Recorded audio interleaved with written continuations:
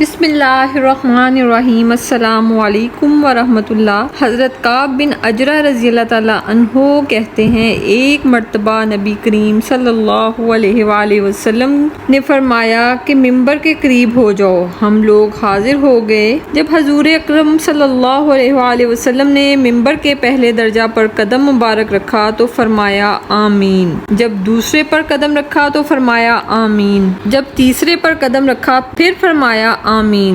جب آپ خطبہ سے فارغ ہو کر نیچے اترے تو ہم نے عرض کیا کہ ہم نے آج آپ سے ممبر پر چڑھتے ہوئے ایسی بات سنی جو پہلے کبھی نہیں سنی۔ تو آقا کریم صلی اللہ علیہ وآلہ وسلم نے ارشاد فرمایا کہ اس وقت جبریل امین علیہ السلام میرے سامنے آئے تھے۔ جب پہلے درجہ پر میں نے قدم رکھا تو انہوں نے کہا، ہلاک ہو جائے وہ شخص جس نے رمضان کا مبارک مہینہ پایا پھر بھی اس کی مغفرت نہ ہوئی۔ میں نے کہا آمین۔ پھر جب دوسرے درجہ پر چڑھا تو انہوں نے کہا، ہلاک ہو جائے وہ شخص جس کے سامنے آپ کا ذکر مبارک ہو اور وہ آپ کی ذات پر درود نہ بھیجے۔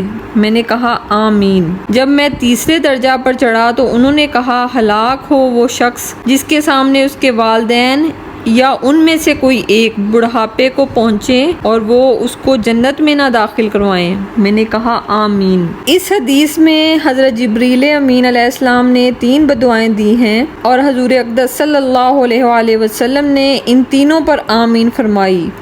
اول حضرت جبریل امین جیسے مقرب فرشتے کی بددعا ہی کیا کم تھی، پھر حضور اقدس صلی اللہ علیہ وآلہ وسلم کی آمین نے تو جتنی سخت بددعا بنا دی۔ وہ ظاہر ہے اللہ تعالیٰ ہی اپنے فضل سے ہم لوگوں کو ان تینوں چیزوں سے بچنے کی توفیق عطا فرمائیں اور ان برائیوں سے محفوظ رکھیں، ورنہ ہلاکت میں کیا تردد ہے۔ بعض روایات سے معلوم ہوتا ہے کہ خود حضرت جبریل امین علیہ السلام نے حضور اقدس صلی اللہ علیہ وآلہ وسلم سے کہا آمین کہو، تو سرور کائنات صلی اللہ علیہ وآلہ وسلم نے آمین فرمایا، جس سے اور بھی زیادہ اہتمام معلوم ہوتا ہے۔ حضرت مالک بن حویرث رضی اللہ تعالیٰ عنہ سے بھی ایک روایت نقل کی ہے۔ وہ فرماتے ہیں کہ نبی کریم صلی اللہ علیہ وآلہ وسلم ایک مرتبہ ممبر پر چڑھے۔ جب پہلے درجے پر قدم رکھا تو فرمایا آمین، پھر دوسرے درجے پر قدم رکھا تو فرمایا آمین، پھر تیسرے درجے پر قدم رکھا تو فرمایا آمین، پھر ارشاد فرمایا میرے پاس جبریل امین علیہ السلام آئے۔ انہوں نے کہا، اے محمد صلی اللہ علیہ وآلہ وسلم، جو شخص رمضان کو پائے اور اس کی مغفرت نہ کی جائے اللہ اس کو ہلاک کرے۔ میں نے کہا آمین۔ وہ شخص جس نے ماں باپ یا ان میں سے ایک کو پایا اور جہنم میں داخل ہو گیا، یعنی ان کی ناراضگی کی وجہ سے جہنم میں داخل ہوا، اللہ اس کو ہلاک کرے۔ میں نے کہا آمین۔ اور جس کے سامنے آپ کا ذکر مبارک آئے اور وہ آپ کی ذات پر درود پاک نہ پڑھے تو آپ نے فرمایا آمین۔ متعدد احادیث مبارکہ اس بارے میں بیان فرمائی گئی۔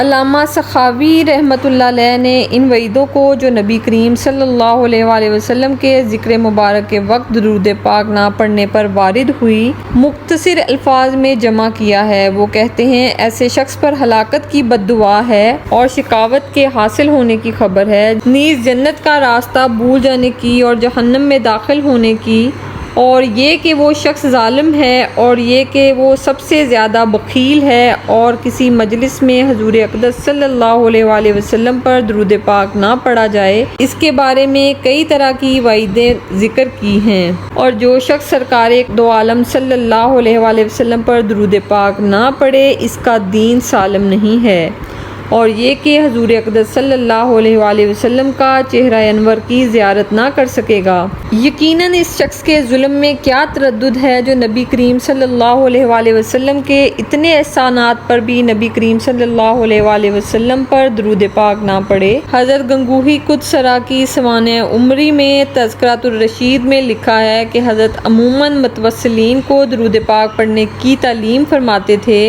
کہ کم سے کم 300 مرتبہ روزانہ پڑھا جائے، اور اتنا نہ ہو سکے تو ایک تسبیح میں تو کمی نہیں ہونی چاہیے۔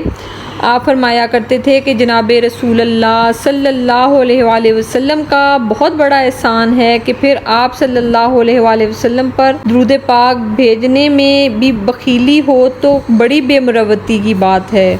حضرت جابر رضی اللہ تعالیٰ عنہ سے حضور اقدس صلی اللہ علیہ وآلہ وسلم کا ارشاد نقل کیا گیا ہے، جب لوگ کسی مجلس سے بغیر اللہ کے ذکر اور حضور اقدس صلی اللہ علیہ وآلہ وسلم پر درود پڑھے بغیر اٹھیں تو ایسا ہے جیسے کسی سڑے ہوئے مردار جانور پہ سے اٹھے ہوں، یعنی ایسی گندگی محسوس ہوگی جیسے کسی سڑے ہوئے جانور کے پاس بیٹھ کر دماغ سڑ جاتا ہے۔ اللہ تعالیٰ کی حمد و ثنا پر پھر حضور اقدس صلی اللہ علیہ وآلہ وسلم پر درود پاک پڑھا جائے۔ اسی طرح جب دعا مانگی جائے تو افضل ہے کہ دعا سے پہلے اور دعا کے بعد درود پاک پڑھا جائے، اس کی وجہ سے مستجاب الدعوات میں شمار ہوگا اور تیرے اور اس کے درمیان سے حجاب اٹھ جائے گا۔ صلی اللہ علیہ وسلم تسلیما کثیرا کثیرا۔ حضرت جابر رضی اللہ تعالیٰ عنہ حضور اقدس صلی اللہ علیہ وآلہ وسلم کا ارشاد نقل کرتے ہیں کہ مجھ کو سوار کے پیالے کی طرح نہ بناؤ۔ صحابہ رضی اللہ تعالیٰ عنہ نے عرض کیا، یا رسول اللہ صلی اللہ علیہ وآلہ وسلم، سوار کے پیالے سے کیا مطلب؟ تو آقا کریم صلی اللہ علیہ وآلہ وسلم نے فرمایا کہ مسافر اپنی حاجت سے فراغت پر برتن میں پانی ڈالتا ہے، اس کے بعد اس کو اگر پینے کی یا وضو کی ضرورت ہوتی ہے تو پیتا ہے یا وضو کرتا ہے، ورنہ پھینک دیتا ہے۔ مجھے اپنی دعا کے اول میں بھی رکھا کرو اور وسط میں بھی، آخر میں بھی۔ علامہ سخاوی رحمۃ اللہ علیہ کہتے ہیں کہ مسافر کے پیالہ سے مراد یہ ہے کہ مسافر اپنا پیالہ سواری کے پیچھے لٹکایا کرتا ہے، مطلب یہ ہے کہ مجھے دعا میں سب سے اخیر میں نہ رکھو۔